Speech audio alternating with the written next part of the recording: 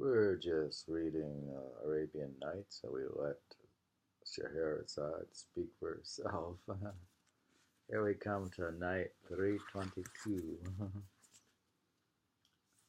Morning now dawned, and Scheherazade broke off from what she had been allowed to say. Then, when it was the 322nd night, she continued, I have heard, O fortunate king, that the hand that Jawan took out from the dish was like a camel's hoof. The hand. He turned the morsel he was holding round and round in his hand. It was like a large orange, and then he quickly threw it into his mouth, from where it went down his gullet with a noise like thunder. When it had been one, where it had been one could see the bottom of the plate. Praise be to God for not making me into food and putting me in front of you, exclaimed a man sitting beside him. You've swallowed down the whole plate with a single gulp. Let him eat, said the hashish addict, for I seem to see in him the image of a hanged man. Seems if you eat your food too fast. Then he turned to Jawan and said, Eat, but may God not allow you to enjoy it. Jawan stretched out for a second mouthful, but as he was about to round in his hand, as he had done with the first, Zumurrud called out to some of her soldiers, telling them, Bring me that man quickly, and don't let him eat what he is holding. The men ran up to him as he was bending over the dish, seized him, and took him to stand in front of Zumurrud. The others took malicious pleasure from this and told each other, He deserves this. We warned him, but he wouldn't listen. Whoever sits in this seat is sure to be killed, and the rice brings bad luck on anyone who eats it. Zumurrud asked Jawan, What is your name and your profession? Why have you come to our city? My lord the Sultan, Jawan answered, My name is Uthman. I am a gardener, and the reason I have come here is that I am going round searching for something I have lost.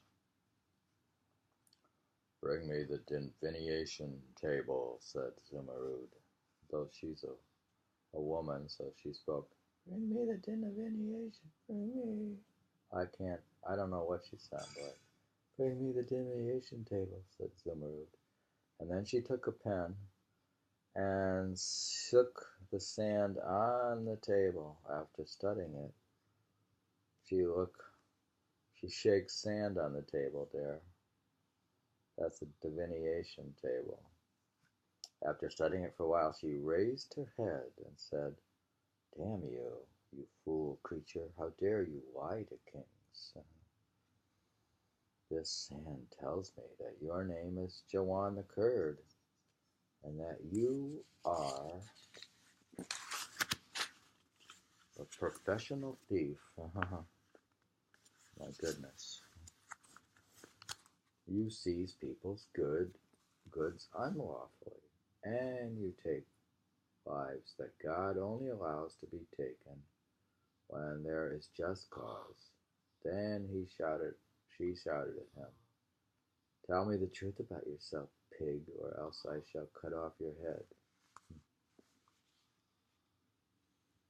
When Jawan heard what she had to say, he turned pale and showed his teeth, but thinking that if he told the truth he might escape, he said, All right, you are right, O king.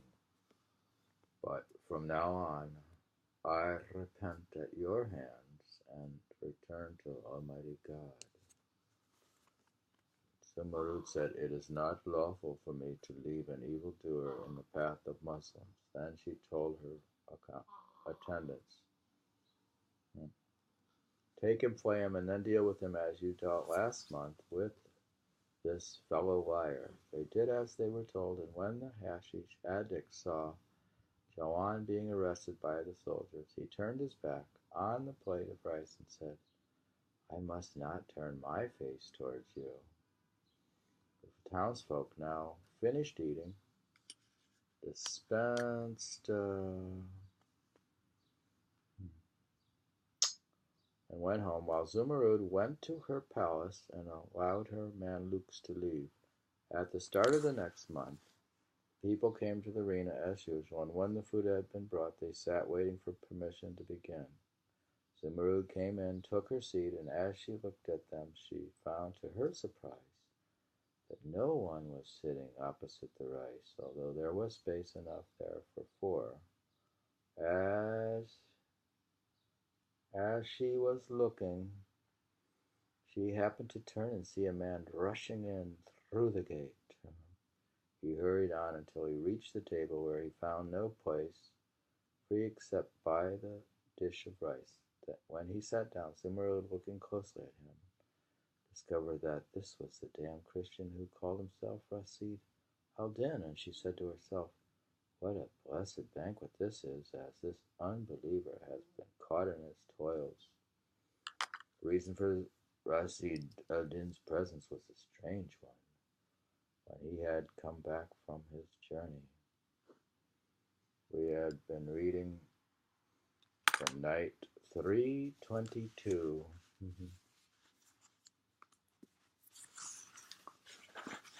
See, that's 322. 322 from Arabian Nights.